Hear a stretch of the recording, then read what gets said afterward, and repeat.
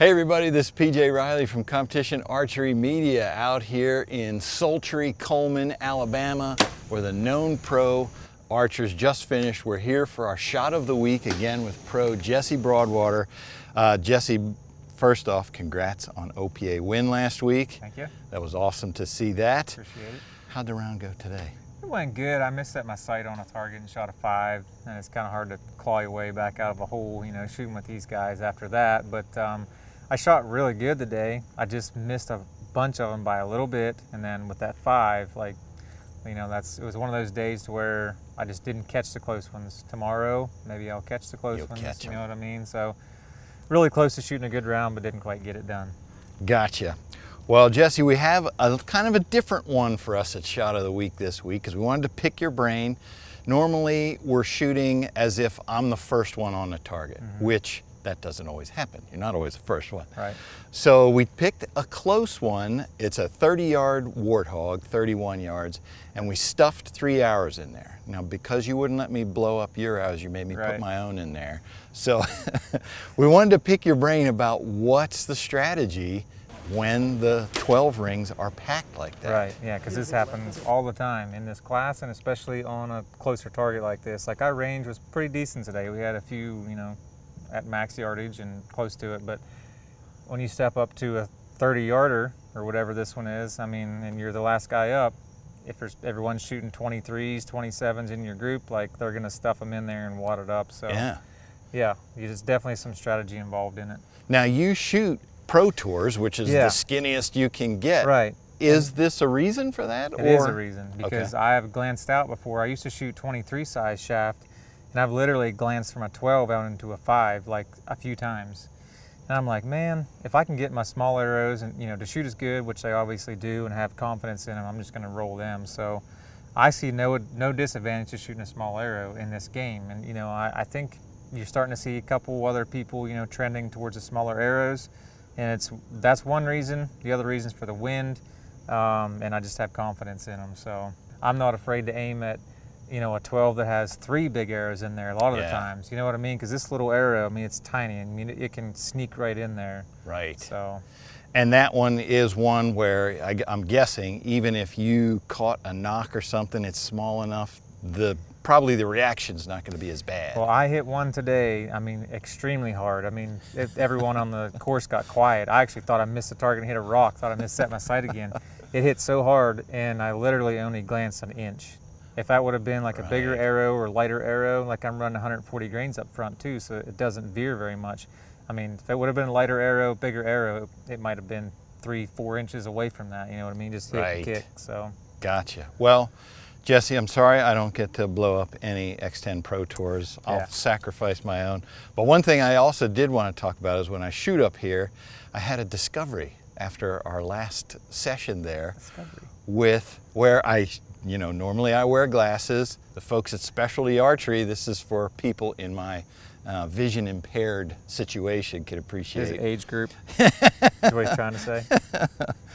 So they said, hey, why don't you shoot with a clarifier without your glasses? Yeah, I mean, there's so many different combinations, you know, with lenses and peep sights and clarifiers. I personally don't shoot one, but I have before, and it definitely clears up the target a lot. The only problem I have is it kind of blows up my pin a little bit. It makes it a little blurry, but I mean, everyone's eyes are different. So I know a lot of people that shoot a clarifier and they pick up my setup and they're like, man, how do you even see with this thing? So I think it's personal preference. It's one of those things where you just got to order stuff and try it, you know, to see what your eyes like. So, All right, Jesse, well, let's see what I can do here on this target. Sounds good. And I guess I also should note that I'm going to need to borrow your binoculars because I loaned mine to Chance Beaubuff today. Okay. He didn't have any on the range, and they walked off with them. Yeah, that's what he does.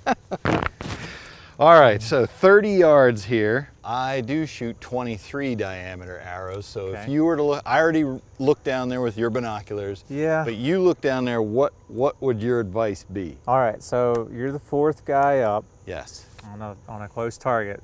You know, if you're shooting in a group with everyone's got big arrows, it's not the best position to draw. So you're gonna have to make a choice. So the lower has 2 23 size shafts in it, and the upper has 1 in it. So depending on the angle of the arrows, You know, if you look at the two bottom ones, they're actually angled, you know, down, so you have less of a chance of hitting the back and glancing off. So it might be better to shoot the bottom one, even though there is more arrows in it. So it's one of those things to where you have to kind of pick your angle that you want to, you know, you have to stay within a distance from the stake. But if you can get a little bit of a different angle on it and think that you can, you know, minimize the risk of hitting the dead center of the back of the bushing. Is that the worst? Yes. Yeah, because if it hits any, you know, square on the back, it's really going to kick. So try to pick your angle, and I'm going to try from right here. Well, then I'll shoot at the lower. All right. My instinct would have been the upper because it only has one, well, but I do see the angle. You have a good aiming reference on the upper too, because it's straight in and it's, you know, right in the middle. So if you want to chance that, it's one of those things where you really have to do whatever you're most confident in. I'll try the lower. All right. The light is a factor as well. That one is in the dark. Yeah, but it's dark. We will give it a shot.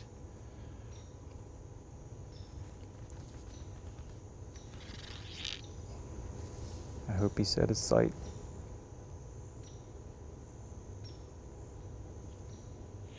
Now you made me think.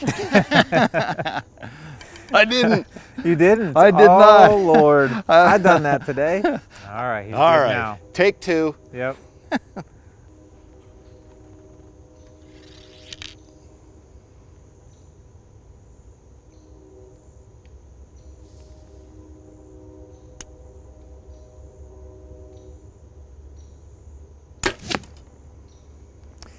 Not bad. You're a little bit left. A little bit left. A little left. He may have hung a 10, but it's really close to, you know, those arrows. So. Gotcha. I was aiming right on them for where I could see. All right. It's good for how dark it is. Let's go down there and take a look. All right.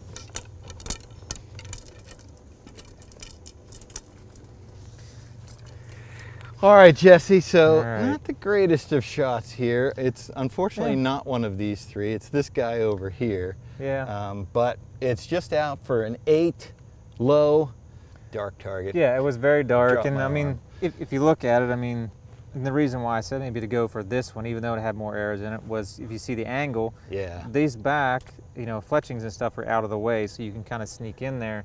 Right. To where this one is pretty much, you're going to be aiming straight onto that, so probably more of a chance to glance off of that. You know, if you hit one of these arrows right here, there's no time for it to glance off. You know, you might bust whose ever arrow that is, but good for them. They shouldn't have been there anyhow. No. But yeah, it's dark target, and I mean, you're only 1.5 to 2 inches off from dead center of the 12, so that's not bad. We'll let you slide today. I feel bad letting you down after that last one. So sometimes they happen, right? Yeah, it happens. We'll keep working on you. All right, Jesse. Well, once again, we appreciate your time and thanks for sharing the knowledge. All right, no problem.